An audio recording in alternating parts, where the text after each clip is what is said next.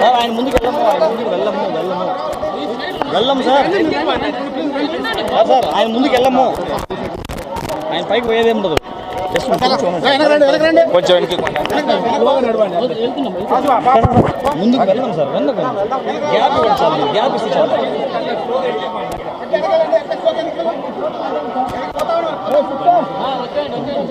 ముందుకైనా పోలేదు సార్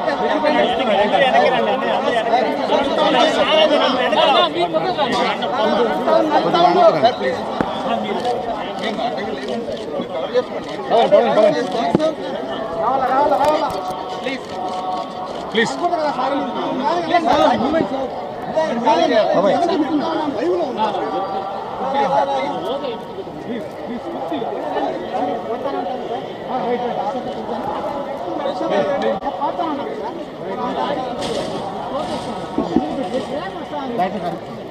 పదండి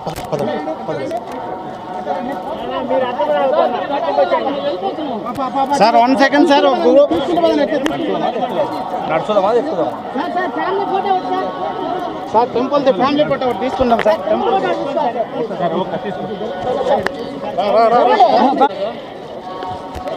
వెనక సార్ 1 సెకండ్ సార్ సార్ అయిందా సార్ సార్ బాబు నిల్చుంటారా సార్ హాయ్ స్మైల్ ప్లీజ్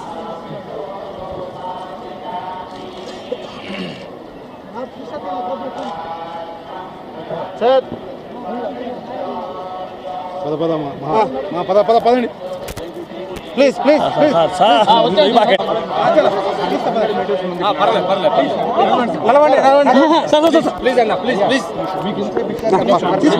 మనం పైన పడము సార్ ఆయన పైన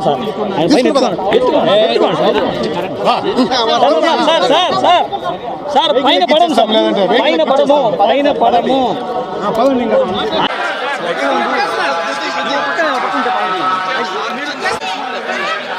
తీసుకుంటా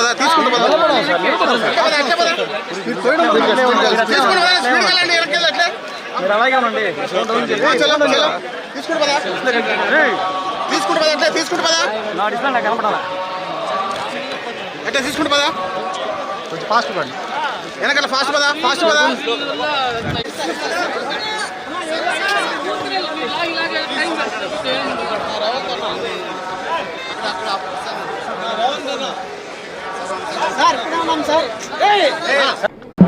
స్వామివారి భక్తులందరికీ శుభాకాంక్షలు. తెలంగాణ రాష్ట్ర ప్రభుత్వం ఏర్పడిన తర్వాత స్వామివారి దర్శనం చేసుకోవాలని ప్రయత్నం చేసిన ఎన్నికలు స్థానిక పరిపాలనలో కాస్త సమయం దొరకకపోవడం వల్ల ఈరోజు స్వామివారిని దర్శించుకున్నాం. 2 రాష్ట్రాల సత్సంబంధాలు కొనసాగాలని, 2 రాష్ట్రాల అభివృద్ధి పదం వైపు నడవాలని, ఆంధ్రప్రదేశ్లో ఏర్పడబోయే ప్రభుత్వము ఆ రాష్ట్ర ముఖ్యమంత్రితో తెలంగాణ ముఖ్యమంత్రిగా సత్సంబంధాలతో సమస్యలన్నిటిని కూడా పరిష్కరించుకొని కలిసికట్టుగా నడిచి 2 రాష్ట్రాలు అభివృద్ధి పదం వైపు నడిపించే విధంగా ఒకరికి ఒకరు సహకరించుకొని ముందుకు వెళ్ళాలని ఆకాంక్షించను. అదేవిధంగా తెలంగాణ రాష్ట్ర ప్రభుత్వం తరఫున కొండ మీద ఒక సత్రం నిర్మాణము, కళ్యాణ మండపం నిర్మించి తెలంగాణ నుంచి వచ్చే భక్తులకే కాకుండా దేశం నలుమూలల నుంచి స్వామివారిని సందర్శించుకునే భక్తులందరికీ కూడా సౌకర్యాలు కల్పించడంలో తెలంగాణ రాష్ట్ర ప్రభుత్వం కూడా భాగస్వామ్యం తీసుకోవాలనుకుంటుంది. ఈ ఫలితాల ప్రక్రియ ముగిసిన తర్వాత తప్పకుండా తెలంగాణ రాష్ట్ర ప్రభుత్వం తరఫున సత్ర నిర్మాణానికి అవకాశం ఉంటే కళ్యాణ మండపం నిర్మించి స్వామివారి సేవ కొనసాగించాలని రాష్ట్ర ప్రభుత్వం భావిస్తుంది. తప్పకుండా తొందరలోనే ఆంధ్రప్రదేశ్ ముఖ్యమంత్రిని కలిసి విజ్ఞప్తి చేసి ఇక్కడ స్వామివారి సేవలో తెలంగాణ రాష్ట్ర ప్రభుత్వం కూడా భాగస్వామ్యం తీసుకోవాలని కోరుకుంటున్నాం. కొండ మీద రాజకీయాలు మాట్లాడకూడదు. తప్పకుండా మంచి వాతావరణం ఉంది, వాతావరణం కూడా అనుకూలించింది. గత సంవత్సరం కరువు వచ్చిన, తాగునీటి సమస్య ఉన్న సమస్యలను అధిగమించి మంచి ఋతుపవనాలు, మంచి కాలం అవుతున్నది. వానలు పడాలి, పంటలు పండాలి, రెండు రాష్ట్రాలు సుభిక్షంగా ఉండాలనే మా ఆలోచన.